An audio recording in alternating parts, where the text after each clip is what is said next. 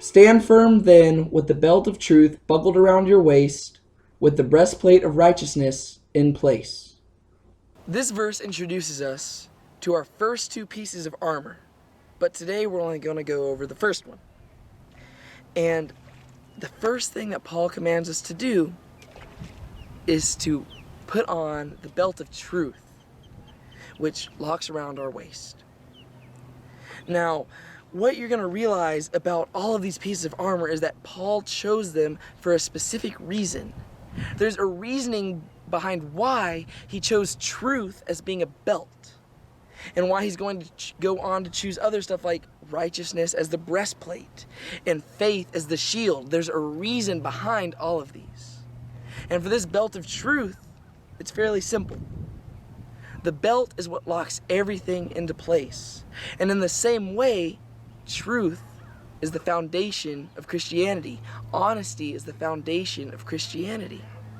And then also, notice how a belt is what held up the sword. If you're in armor, the sword hung right from the belt where there was a sheath.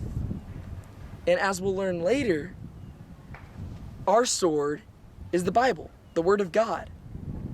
And in the same way, the foundation of the Bible is truth. The Bible is held up by truth, kind of like the sword is held up by the belt. So Paul tells us to put on this belt of truth because that is the foundation of our faith. And he says stand there. The word he uses, the Greek word for stand, is histemi. And that word didn't just imply standing as I am right now. It implied standing amongst military rank, which once again alludes to the fact that he is wanting the Christian to look at themselves like a warrior amongst an army. He wants the Christian to remember that they are soldiers.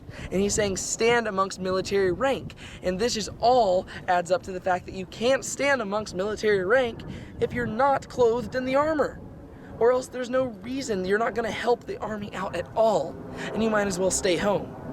So he says, stand, histemi, stand amongst the ranks with the belt of truth around your waist. And we're going to go to Psalm chapter 16, verse 8, in order to get a better understanding of what he means by truth and what he means by standing firm in that truth. In Psalm 16:8 we read, with him at my right hand, I will not be shaken.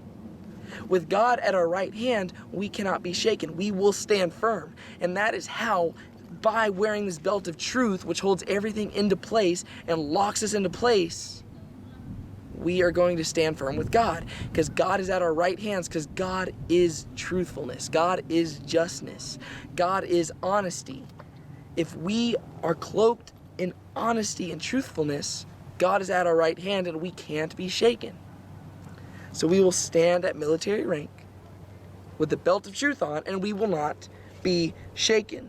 Throughout the rest of these verses, we will see Paul using verbiage that implies that one cannot stand amongst military rank without first outfitting himself with all the appropriate attire. And that's how we're going to see through all of these pieces of armor. The word that Paul uses for put on, when he says put on the belt of truth, that word is perizonumi. I don't know, that perizonumi. And that it just doesn't imply put on. It implies put around. Totally cover yourself with it. Yes, it's a belt, and that's why it also translates to put on, but it also, when used in other contexts, would imply put around. So you have to surround yourself with honesty. Paul is speaking of, like, the belts that the Romans wore. They're not just like thin belts like we wear to hold up our pants. They were thick belts that held everything into place. They would tuck extra baggy clothing. The belts would tuck it behind it so that the clothing didn't get in the soldier's way when they're fighting. These things were really big so that no matter where, like if the soldier was like in a very unstable situation, the belt was so thick that it would hold all of the weapons in place so that no matter what situation the soldier was in, he would be able to draw his weapon and fight. If the belt was all weak and lanky, it would just be all over the place, which would send all the weapons like just like everywhere and get in the soldier's way. But these belts were thick and were made so that the soldiers would be able to be efficient in their fighting skills. So Paul says, put it around you. Put this big, thick belt of honesty around you so that you can be efficient in your fighting skills when you take on the devil.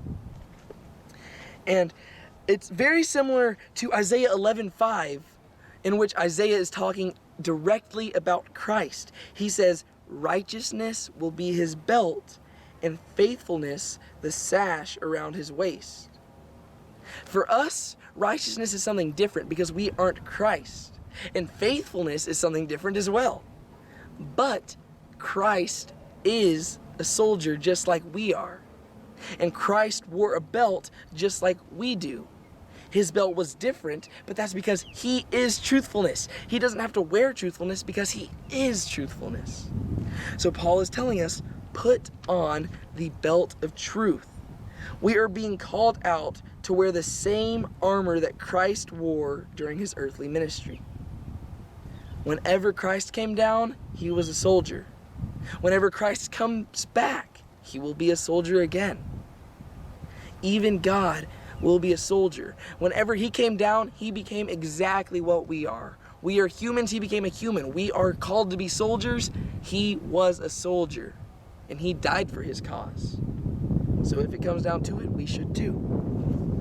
In addition to general truth, though, we have to realize that this belt of truth, it doesn't just imply generality of truth. It implies total truthfulness. In another sense, it's a sincere commitment to fight and win this ongoing battle without the aid of hypocrisy. We can't go throughout our lives telling people one thing and then do another. We're not just being honest with our words and our promises. We're being honest with what we preach. We have to be truthful in addition to being honest. This belt of truth covers all aspects of truthfulness. It's not just promises we make. It is the aspect that if we tell somebody not to do something, we should be expected not to do it as well. If we have to practice what we preach, and that's what Paul is saying here. By wearing this belt, you are committing yourself to an idea of self-discipline in order to strive for victory. If a soldier wanted to be victorious, he couldn't be lazy. He couldn't just do whatever he wanted. He had to be disciplined, and he had to discipline himself sometimes. And God will hold us accountable too, just like that soldier's general would hold him accountable. But we have to be disciplined if we want victory. Everything that hinders you is tucked away behind the belt, similar to how belts would tuck away that extra clothing that I referred to earlier. This belt of truth is cloaked around us and is meant to protect us. Because if we are cloaking ourselves in truth, we will be able to spot the hypocrisy and the lies out there. And that is the belt of truth. That is the first thing. The most, it can be argued one of the most important things because that's the foundation. This is the first thing that Paul felt necessary to mention. He could have mentioned them in whatever order he wanted, but he mentioned the belt of truth first because that is the foundation of Christianity. If you're wanting to spread the gospel, you can't go around being a hypocrite because nobody's going to want to be part of your religion or of your faith if that's who you are. You have to practice what you preach. You have to be who you claim to be. And you have to stay true to your promises. You have to cloak yourself in honesty and truthfulness. And that is how you make that first step of defending yourself against the devil. Know what is honest and dishonest, and God will help you from there. That is the belt of truth. Thanks for watching, and come back for the next piece of armor.